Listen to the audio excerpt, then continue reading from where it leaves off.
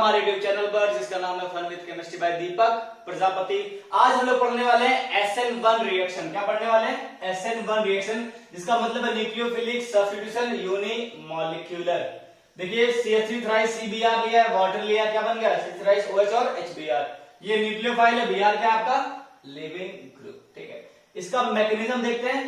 दो या दो से ज्यादा स्टेप होता है। हमने लिखा है स्टेप 1 स्टेप 2। बेसिकली दो स्टेप है। अगर रीअरेंजमेंट हुआ तो दो से ज्यादा भी हो सकता है।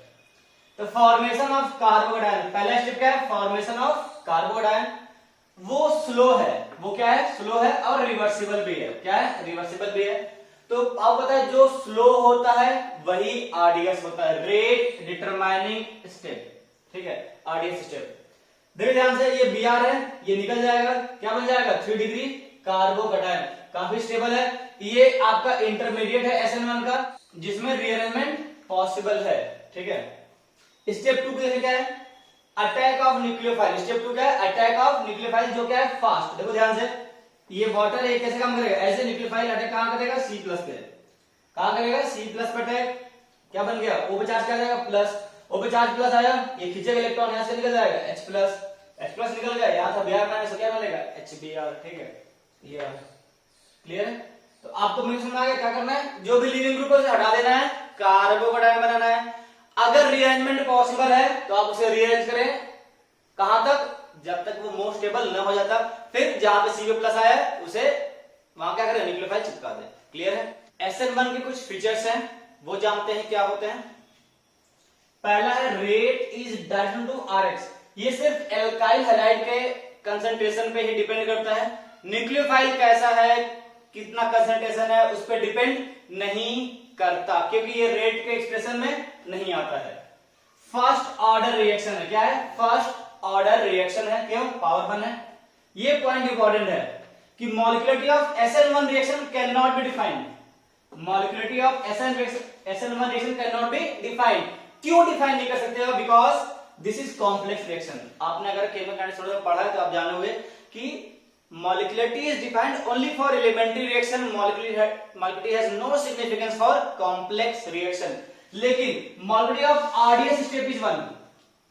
अगर कोई कॉम्प्लेक्स रिएक्शन होती है तो वो ढेर सारे एलिमेंट्री स्टेप से मिल के बनी होती है।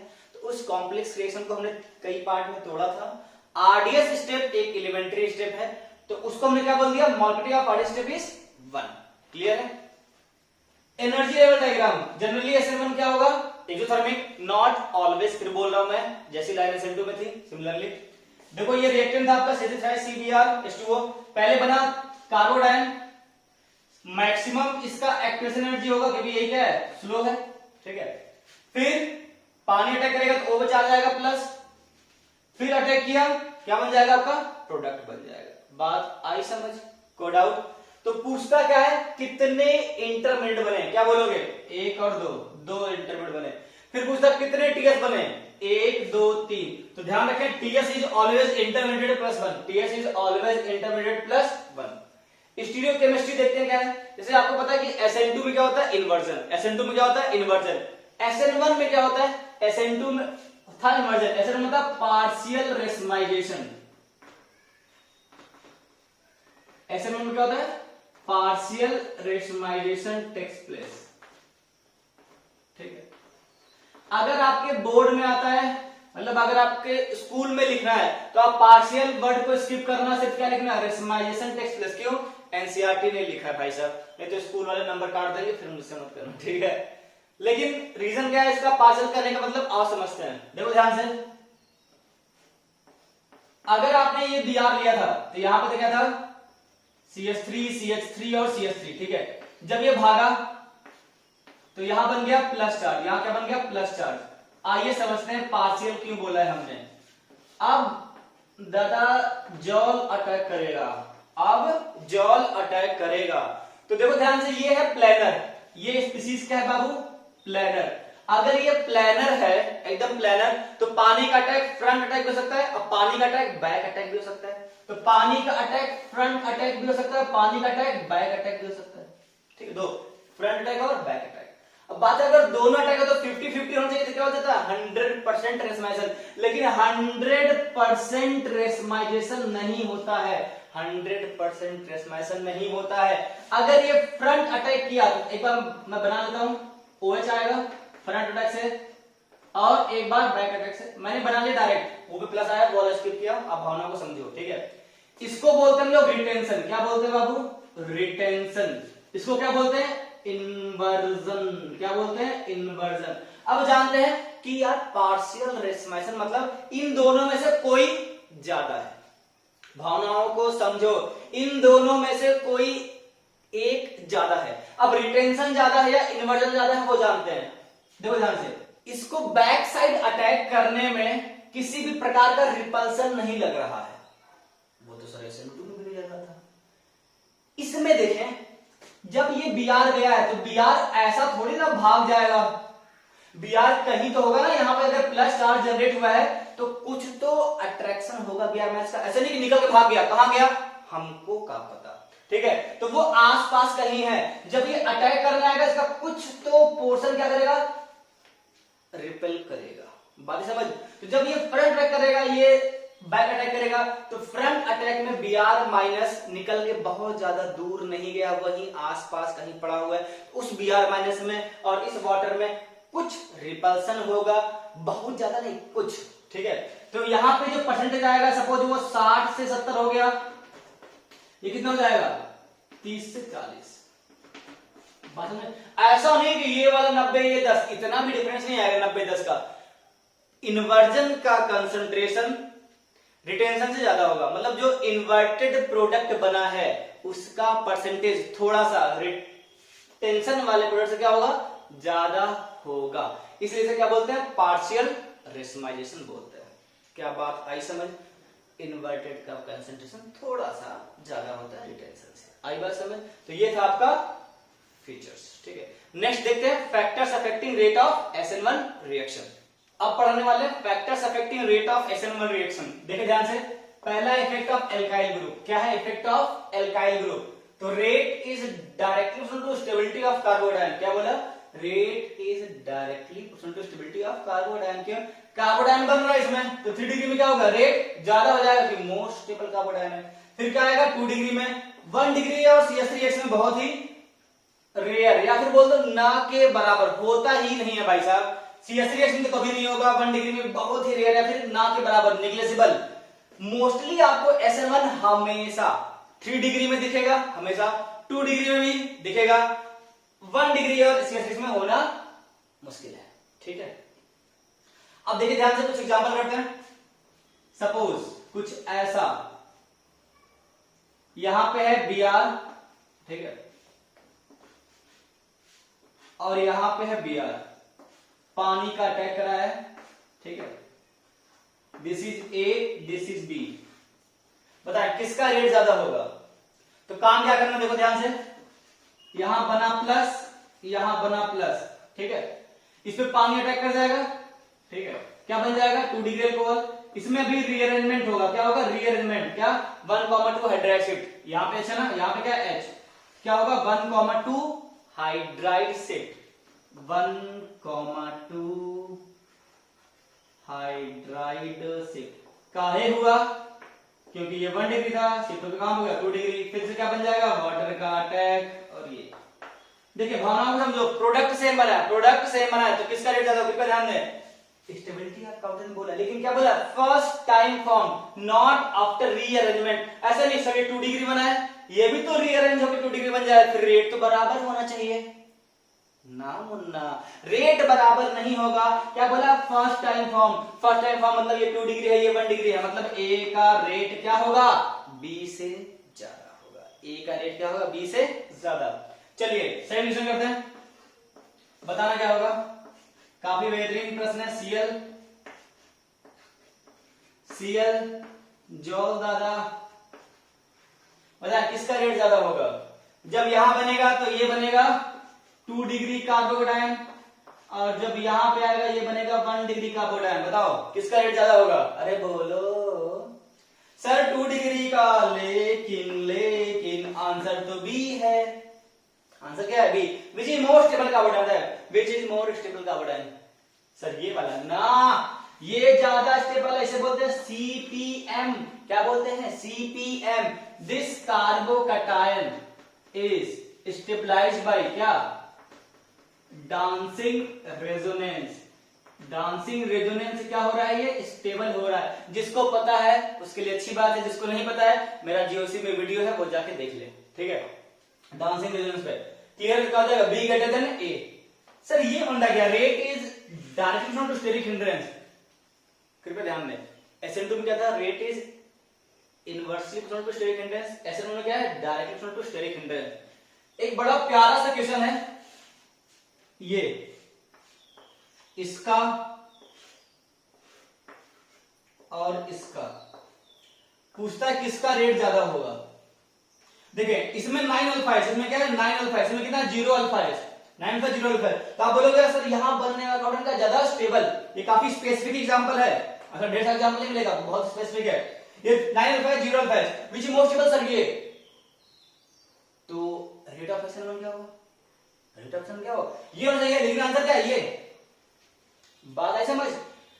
देखो स्टेबिलिटी ऑफ कार्बन का फंडा समझो, कार्बन बन गया, स्टेबिलिटी चेक कर ली, लेकिन उसके बाद एक और फंडा है, स्टेरिक हिंड्रेंस है। भावनाओं को क्या समझो? जैसे देखो जब ये Cl निकलेगा तो ये जो बनेगा ना प्लस, ये बहुत रिलीफ फील करेगा। क्या बोला? बहुत रिलीफ फील करेगा, क्योंकि यहाँ पे स्टेरिक हिंड्रेंस बहुत ज्यादा है। यहाँ पे स्टेरिक हिंड्रेंस का है बहुत ज्यादा है, तो ये बहुत जल्दी Cl को निकालना चाहेगा ताकि ये प्लेनर होके रिलीफ फील करे। लेकिन यहाँ पे उतना रिपल्सन नहीं है, तो ये उतना ज्यादा जल्दी नहीं जाना चाहेगा जितना ये जल्दी जाना चाहेगा।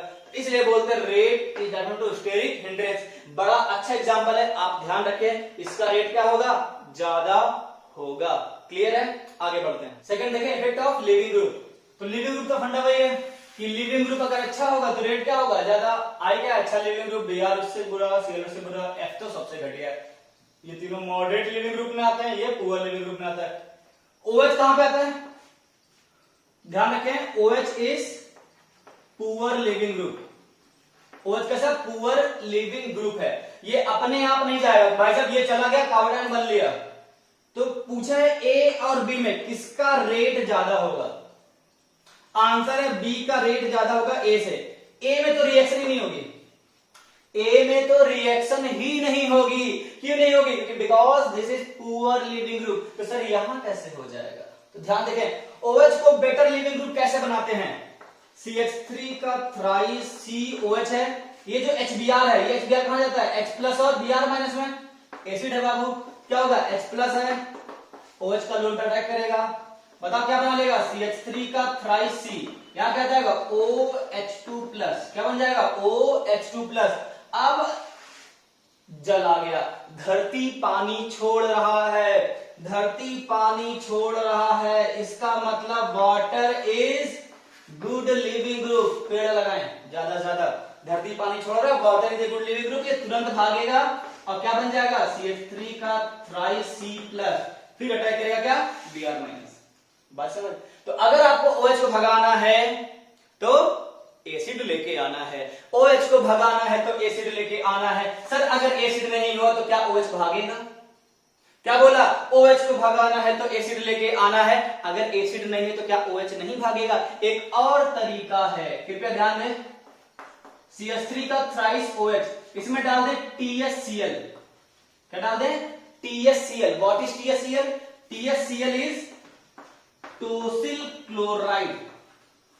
TSCl is tosyl chloride. ठीक है, क्या है स्ट्रक्चर बताएंगे कुछ समय बाद, पहले इसका यहां पे देख लें। तो यहां से H और यहां से Cl। OH is a poor leaving group, OH is a poor leaving group, तो यहां से निकल गया HCl। क्या बना लेगा? CH3 का थ्राइस C OTS। क्या बना लेगा? OTS। OTS is a moderate leaving group, OTS is a moderate leaving group. Clear है? अब जब ये मॉडरेट लिविंग ग्रुप निकलेगा तो क्या बन जाएगा? CH3 का थ्राइस C पे प्लस और OTS माइनस निकल जाएगा आसानी के साथ। ठीक है, तो दो कंडीशन है, पुअर को या फिर रिच बना दो, हमने यहां बना दिया पुअर से गुड, या फिर OH क्या बना दो, मॉडरेट लिविंग ग्रुप। कोई दिक्कत? अगर आप जानना चाहते हैं टोसिलेट का स्ट्रक्चर तो यहाँ क्या जाएगा, CH3S डबल बॉन्ड O, यहाँ पर Cl। सर इतना भयंकर रीजन कौन लिखे, इतना भयंकर स्ट्रक्चर कौन बनाया, तो इसको हमने बोल दिया ठीक है, जिसको बोल दिया Cl। क्लियर है?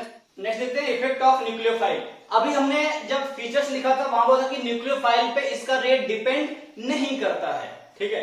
तो अभी आप इसको ध्यान न दें कि वीक न्यूक्लियोफाइल फेवर्स SN1, अभी समझाएंगे आपको। अभी आपको जानना भाई साहब कि न्यूक्लियोफाइल के कंसंट्रेशन पे रेट डिपेंड नहीं करता। क्यों नहीं करता? क्योंकि रेट केशन था नहीं वो। देखो ध्यान से, न्यूक्लियोफाइल 1 मोलर, न्यूक्लियोफाइल 2 मोलर, बताओ किसका रेट ज्यादा होगा? सर कंसंट्रेशन डिपेंड नहीं करता न्यूक्लियोफाइल पे, तो ए रेट बराबर हो जाएगा किससे, बी से। यहां बताओ Rx की कंसंट्रेशन डिपेंड करता है, ये 1 मोलर 2 मोलर, क्या हो जाएगा, बी का ज्यादा हो जाएगा ए से, ठीक है। ये ध्यान से समझें। अभी 2 डिग्री आ गया, अभी क्या आ गया 2 डिग्री। भाई साहब 3 डिग्री में तो कंसंट्रेशन नहीं आएगा, हमेशा SN1 हो जाएगा। 1 डिग्री में क्या हो जाएगा, मोस्टली SN2 हो जाएगा। 2 डिग्री में दिक्कत आती है, कहां आती है, 2 डिग्री में। कितना ध्यान दें, 2 डिग्री में यार SN1 भी हो सकता है, SN2 भी हो सकता है, ठीक है। अगर आपने वीक न्यूक्लियोफाइल लिया और स्ट्रॉन्ग न्यूक्लियोफाइल लिया तो क्या फर्क पड़ेगा? तो पहले हम जान लें कि रेट ऑफ SN1 पूछा है, क्या पूछा है, रेट ऑफ SN1 किसमें ज्यादा होगा। तो हमने लाइन से क्या बोला, weak nucleophile favour SN1 reaction, क्या हो जाएगा, A ग्रेटर देन B। अब क्यों फेवर होगा, आप SN2 देखें, SN2 भी क्या था, strong nucleophile favour SN2, strong nucleophile favour SN2, ठीक है। तो ये स्ट्रॉन्ग न्यूक्लियोफाइल था, यहां क्या हो जाएगा, SN2 होना चाहेगा, ठीक है। हम लोग समझते हैं कि वीक न्यूक्लियोफाइल SN1 क्यों फेवर करता है। SN1 का मैकेनिज्म देखें, पहला स्टेप क्या था, formation of carbocation, formation of carbocation. अगर आप यहां पे कार्बोकैटायन बना दोगे, ठीक है, तो न्यूक्लियोफाइल अटैक कर देगा। अगर न्यूक्लियोफाइल स्ट्रॉन्ग है, अगर न्यूक्लियोफाइल स्ट्रॉन्ग है तो वो कार्बोकैटायन बनने का समय नहीं देगा, तुरंत अटैक कर देगा और निकाल देगा। भावनाओं को समझो, अगर न्यूक्लियोफाइल स्ट्रॉन्ग है तो वो कार्बोकैटायन बनने का समय नहीं देगा, तुरंत अटैक करेगा, उसे लिविंग ग्रुप पे निकाल देगा। अगर आपका न्यूक्लियोफाइल वीक है तो वो वेट करेगा कि लिविंग ग्रुप निकले, कार्बोकैटायन बने, फिर हम अटैक करें। बातें समझ? इसलिए weak nucleophile favours SN1 reaction, क्योंकि वो कार्बोकैटायन बनने का वेट करता है। बात आई समझ? देखिए SN2 में क्या था, polar a protic solvent favours SN2, common sense है। SN1 क्या होगा, polar protic solvent favours SN1, polar protic solvent favours SN1। क्यों होता है, क्योंकि पोलर प्रोटिक सॉल्वेंट जो होता है वो क्या करता है, कार्बोकैटायन को काफी अच्छे तरीके से सॉल्वेट करके उसे स्टेबलाइज करता है, क्योंकि रेट इज क्या था, स्टेबिलिटी ऑफ कार्बोकैटायन। तो पोलर प्रोटिक में क्या होता है, वो अच्छे से क्या हो जाता है, सॉल्वेट हो जाता है। अब 2 क्वेश्चन लिखा है, देखो ध्यान से। अब सर ये तो स्ट्रॉन्ग है, SN2 होगा। अरे बाबा ये 3 डिग्री है, ये कैसा है, 3 डिग्री है, 3 डिग्री में तो SN2 होता ही नहीं है, तो कॉमन सेंस क्या होगा, SN1 होगा। ये PPS है और ये क्या है, पाप्स। बताओ किस में रेट ज्यादा होगा, तो A का रेट क्या होगा, B से ज्यादा। A का रेट क्या होगा, B से ज्यादा, क्योंकि polar protic solvent favours SN1 reaction. तो हमने आज कॉन्सेप्ट पढ़ लिया SN1 का। नेक्स्ट क्लास में इसके ढेर सारे प्रश्न करेंगे, तब तक के लिए एंजॉय करें।